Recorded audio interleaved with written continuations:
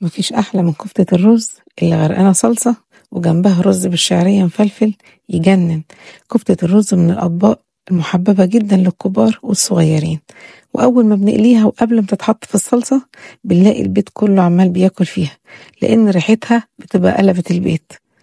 هنعمل النهاردة كفتة الرز الأصلية، وهقول لكم إزاي تعملوها من غير ما تفك منكم وتصبعوها بمنتهى السهولة ومش هتلزق في إيديكم. بس ما تنسوش اللايك والاشتراك في القناة، ولو عجبتكم الوصفة ياريت تجربوها وتقولوا لي رأيكم في التعليقات، ولو عندكم أي سؤال اكتبوه وأنا هرد عليكم. كل كيلو لحمة مفرومة بيحتاج كوبايتين من الرز المصري المغسول. هغسل كوبايتين من الرز وأصفيه وأسيبه لحد ما ينشف تماما. هضربهم في الكبة. لو ما عندناش كبة ينفع نطحن فيها الرز، او ما عندناش وقت ممكن ان احنا نستعمل دقيق الرز، بس لو استعملنا دقيق الرز مش هيبقى كوبايتين على الكيلو، هيبقى كوبايتين وربع. الرز اتطحن كويس وفضلت اعيد فيه لحد ما اتأكدت ان هو اتطحن كويس جدا. في الكبة الكبيرة بتاعت محضرة الطعام حطيت بصلاية كبيرة، وهحط معلقتين كبار من الثوم المهروس بما يعادل راس ثوم كاملة. انا بكون طحنة الثوم ومجهزاه. حطيت حزمتين كبار من البقدونس وحزمة من الكزبرة وحزمة من الشبت ورق طبعا من غير عيدان. هضربهم مع بعض. لو حسيتوا ان المكنة مش عايزة تلف كويس بتاعت الكبة تقدروا تضيفوا معلقة زيت، بس بلاش تحطوا سوائل عشان السوائل تبوظ الكفتة. اي كفتة بنعملها ما ينفعش نحط فيها اي نوع من السوائل.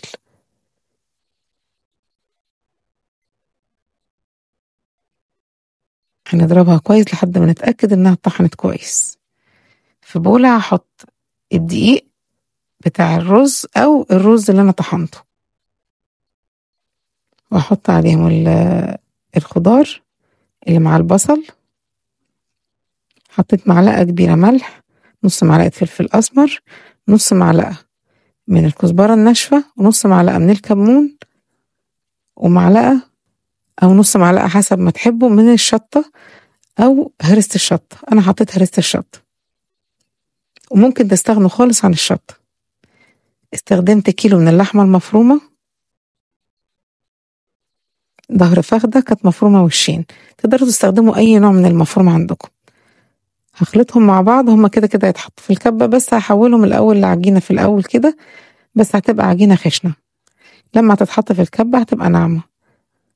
هنفضل نضربها لحد ما نحس انها بقت عجينة متماسكة وبقت كتلة واحدة، امتزجت وبقت عندي عجينة ناعمة اقدر اشكلها بمنتهى السهولة ومش بتلزق في ايدينا خالص.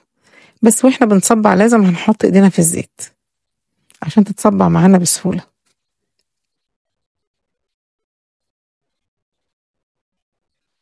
ممكن نصبعها بأكتر من طريقة. أنا بحطها في الكيس وأشد الكيس بالطريقة دي. دي طريقة من طريقة التصبيع، يعني أنا بعمل بأكتر من طريقة زي ما بنعمل صوابع المحشي بالظبط، بتطلع سوا واحد وتبقى شكلها حلو قوي. ممكن تعملوها بإيديكم، تتصبع بإيديكم مفيش أي مشكلة. لو قلقانين تطلع مش مظبوطة ممكن تعملوا بإيديكم وتكملوها على طبق. في الطبق برضو بتبقى أسهل وبتتظبط معاكم. حجم الصبع بتاع الكفتة ده حسب ذوقكم، مفيش أي مشكلة، بس بلاش تكبروه قوي عشان يبقى قلبه ما يبقاش ني، لأن أكيد كل اللي في البيت هياكله هو مقلي، فعشان تبقوا متأكدين إن هو استوى كويس. هصبع الكفتة كلها، تتصبع بمنتهى السهولة لأن أنا لازم أحط زيت في إيدي. نقطة الزيت دي بتفرق قوي، حتى وانتوا بتضربوها في الكبة وحسيتوا ان هي مش بتتضرب معاكم كويس تقدروا تحطوا معلقة زيت. معلقة الزيت دي بتساعد جدا في التصبيع.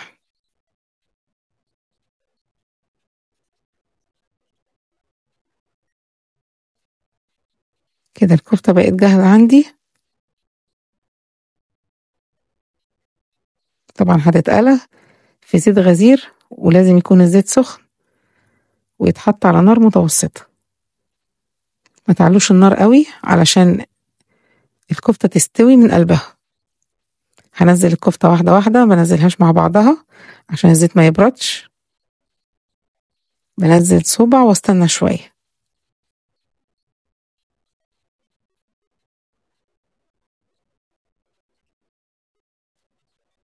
بعد ما بنزلها ما بقلبهاش مباشرة، لازم استنى شوية عليها عشان ما تفكش منكم. بعد دقيقة كده او دقيقتين هتحسوا ان هي بدأت تاخد لون، تقدروا تقلبوها بس بالراحة.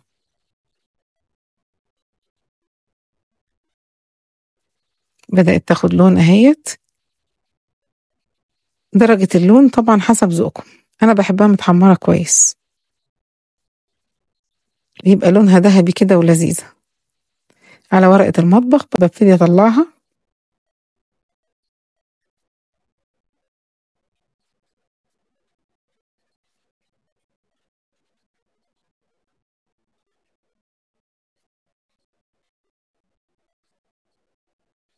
خلصت الكفتة، وهنبدأ نعمل في رز بالشعرية. في الحلة حطيت معلقتين كبار من الزيت ونص كوباية من الشعرية، هحمرها، وبعد ما تاخد لون هنزل بكوباية من الرز المصري المغسول المتصفي، وهكون مسخنة مية في الكاتل لأن ما ينفعش تضيفوا مية ساقعة، وطبعا معلقة من الملح. كل كوباية رز مصري بتاخد كوباية ونص من المية المغلية. هستنى لحد ما الرز يختم، وبعدين انقله على نار هادية واحط تحت منه الشياطة. هسيب الرز يكمل السوا بتاعه، واعمل بقى التسبيكة بتاعت الكفتة. معلقة كبيرة سمنة وعليها معلقة كبيرة من الثوم. عايزين تضيفوا بصل مبشور تقدروا تعملوا كده، بس انا ما بحطش بصل في الصلصة دي، بحب قوي الثوم فيها. ولما يغير لون هحط 3 كوبايات من عصير الطماطم، واحط نص معلقة ملح، ونص معلقة فلفل اسمر، نص معلقة كمون، نص معلقة كزبرة، نص معلقة 7 بهارات او بهارات اللحم. وبحب قوي احط فيها ثمرة من الفلفل الحامي، بتدي طعم حلو قوي للصلصة. لو عايزينها تبقى حراقة قوي افتحوا ثمرة الفلفل، بس انا مش بفتحه لان احنا حطينا شطة اصلا او هريسة شطة جوه الكفتة. هنزل بالكفتة بعد ما الصلصة اتسبكت كويس، هقلبها واسيبها تاخد بس غلوتين بحيث الكفتة تاخد من طعم الصلصة وتطرى شوية. الرز استوى مفلفل وفي منتهى الجمال، مش معجن ولا اي حاجة. حطيت الرز في قوالب وضغطت عليه وشلت القالب. القوالب دي بتبقى لذيذة قوي، بتعجبهم في البيت جدا، ودي طبعا برضو حسب ذوقكم. الكفتة استوت وطريت اصلا، بقت في منتهى الجمال. حبيت اغرفها.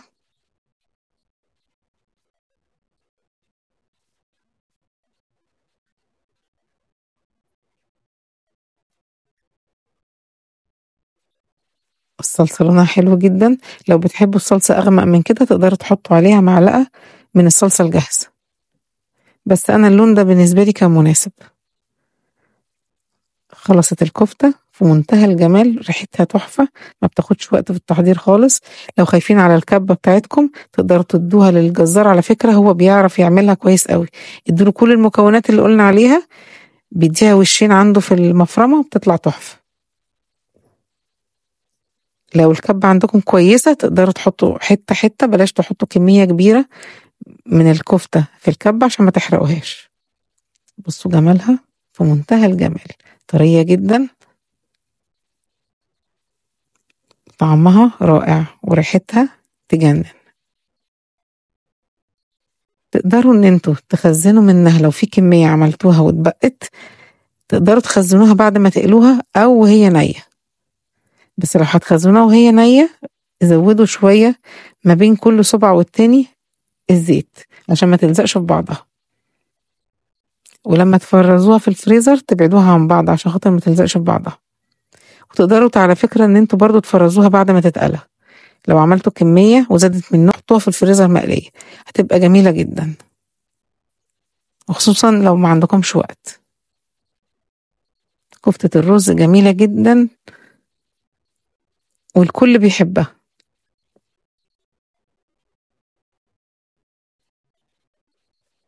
طبق مميز وسهل ومش بياخد وقت وما بيختلفش عليه اتنين.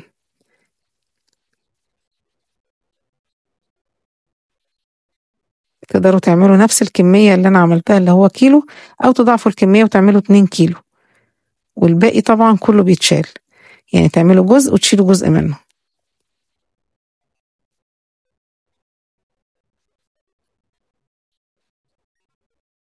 شكلها تحفة وريحتها في منتهى الجمال، وبألف هنا على قلبكم.